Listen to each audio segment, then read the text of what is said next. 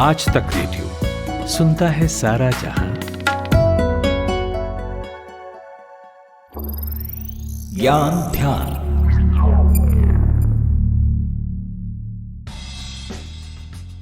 Artificial intelligence के दस्तक देते ही ये बातें शुरू हो गई थी कि ये हमारी ज़िंदगी तो आसान करेगा, लेकिन हमारे आसपास नौकरियां और काम भी खा जाएगा। अब ऐसा होगा या नहीं ये तो आगे की बात है, लेकिन इतना ज़रूर है कि बदलती दुनिया के साथ बदलना इंसानों की ज़रूरत बन चुका है।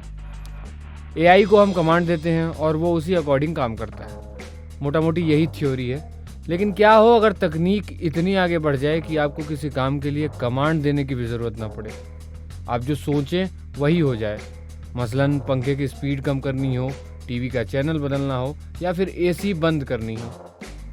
इस तकनीक को कहते हैं ब्रेन कंप्यूटिंग इंटरफेस तकनीक, जिसकी मदद से आपके आराम को अब नेक्स्ट लेवल पहुंचाया जा सकता है। नमस्कार, आप सुन रहे हैं आज तक रेडियो। मैं हूं रोहित अनिल त्रिपाठी और ये है हमारे स्पेशल पॉडकास्ट ज्ञान ध्यान।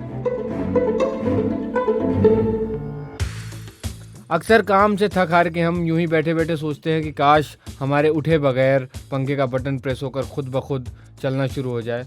ऐसी ही सेम स्थिति टीवी के चैनल बदलने के लिए भी होती है। कई दफ़े यही एसी के रिमोट के साथ भी होता है। आज के समय में ये टेक्नोलॉजी बहुत दूर भी नहीं है। आपकी सोच को एक्शन में बदलने वाली इस तरह की तकनीक को कहा जाता है ब्रेन कंप्यूटिंग इंटरफेस। अब समझते हैं कि ये तकनीक किस तरह काम करेगी। ह्यूमन ब्रेन में बहुत सारे न्यूरॉन्स होते हैं। आपने 10वीं क्लास में एक सेल डायग्राम पढ़ा होगा, 10वीं नहीं तो 9वीं में भी। न्यूरॉन या नर्व सेल हमारे शरीर में मौजूद सबसे लंबा सेल होता है। आसान भाषा में कहूँ तो इसे हमारे शरीर का व्हाट्सएप भी कह सकते हैं। शरीर के अलग अलग ऑर्गन्स तक मैसेज पहुँचाना ये इनका काम होता है और उनके मैसेज को ब्रेन तक ले जाना और बॉडी के रिफ्लेक्स एक्शन को कंट्रोल करने तक सारा काम न्यूरॉन संभालते हैं। ये तकनीक भी कुछ इसी तरह काम करती है। आपके ब्रेन में चल रही एक्टिविटी को एक इलेक्ट्रिक डिवाइस जैसे कंप्यूटर से जोड़ा जाता है। इंसान के ब्रेन में स्टेंट्रोड नाम की चिप को लगाया जाता है। ये चिप दिमाग से मिलने वाले सिग्नल्स और मैसेज को स्टोर करती है और फिर ये सिग्नल्स उस डिवाइस तक जाते हैं। आज तक .in में साइंस जर्नलिस्ट ऋचिक मिश्रा बताते हैं। देखिए, हमारे दिमाग में जो नर्वस सिस्टम है वो पूरी बॉडी को अलग अलग प्राइवेट मैसेज भेजता है, जैसे व्हाट्सएप पे आप भेज सकते हो।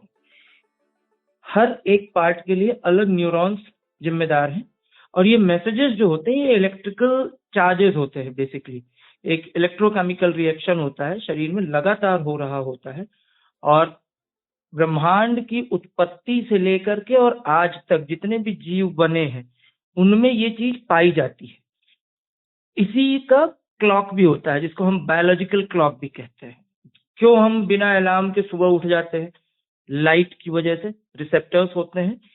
तो फ्यूचर में आप चाहें तो अपने ब्रेन से कंट्रोल करके कोई भी चीज कर सकते हैं, चाहे वो भौतिक हो या पारलौकिक हो। कैसे कुछ पुराने योगी या साधु लोग जो होते थे वो योग और ध्यान के बलबूते अपने ब्रेन पावर को उतना मजबूत कर लेते थे कि वो कोई भी चीज कर सकते थे। वो एक जगह से दूसरी जगह जा सकते थे, कुछ भी चीज सोच के मंगवा सकते थे। ये चीजें आज हम तकनीकी से हासिल कर सकते हैं। अभी कुछ दिन पहले एलन मस्क की कंपनी है न्यूरालिंक, उसने एक्सपेरिमेंट किया था। वो लाल मुंह वाला जो बंदर होता है जो हमारे आमतौर पे दिखाई पड़ता है, रीसेस मकाऊ बोलते हैं जिसको, उस बंदर के उन्होंने चिप लगाए थे, उससे उन्होंने गेम खिलवाया। तो ये फ्यूचर में पॉसिबल है कि आप अपने दिमाग से कोई कंप्यूटर इंटरफेस जोड़ करके आप कोई नया सॉफ्टवेयर कर सकते हैं डेवलप, आप वॉर जीत सकते हैं, आप कोई डेवलपमेंटल काम कर सकते हैं। जैसे सड़कें बनाने का काम है, आप रोबोट्स को हैंडल कर रहे हैं, एक साथ रोबोट कंस्ट्रक्शन कर रहे हैं और आप उनको इंस्ट्रक्शन देते जा रहे हैं। यूनाइटेड स्टेट्स की नेशनल लाइब्रेरी ऑफ मेडिसिन के मुताबिक ब्रेन कंप्यूटिंग इंटरफेस को सबसे पहले जोनाथन वालपाओ ने खोजा था, जिसके बाद ये तकनीक पूरी साइंस कम्युनिटी का केंद्र बनी। हालांकि ये कहा जाता है कि इस तकनीक को डेवलप करने का मेन मिशन है डिफरेंटली एबल लोगों को ज़िंदगी जीने का आसान जरिया देना। यानी जो लोग बोल नहीं सकते, जो लोग कमांड नहीं दे सकते, बेसिकली जिनका दिमाग का एक हिस्सा काम नहीं करता, उनके लिए ये तकनीक हो सकता है बेहतर तरीके से काम कर सके। ऋचिक बताते हैं। एकदम करेगा, जरूर करेगा। इसका सबसे बड़ा फायदा आप ऐसे ही समझ लीजिए। अब हम अक्सर ये खबर पढ़ते हैं कि लकवाग्रस्त इंसान है उसके शरीर में इम्प्लांट लगा करके उसको चला देते हैं एक्सोस्केलेटन की मदद से, या उसका हाथ पैर का मूवमेंट बढ़ जाता है। ये रिसेंट में भी एक एग्जांपल, इसमें हालांकि इसमें एक चीज और जोड़ी जा रही है, एक्सोस्केलेटन की बात कर रहे हैं, जो एक तरह का तकनीकी मैकेनिकल यंत्र होता है जो आपको चलने फिरने में मदद करता है, लेकिन उसको कमांड कौन देगा? आपका शरीर तो उतना सपोर्ट नहीं कर रहा है हाथ पैर को कमांड देने के लिए, तो आपके दिमाग में एक चिप लगाई गई, उस चिप को आपने कमांड दिया, आपका मन हुआ चलने का, एक्सोस्केलेटन एक्टिव हो गया और आपको चलाने फिराने में मदद कर रहा है।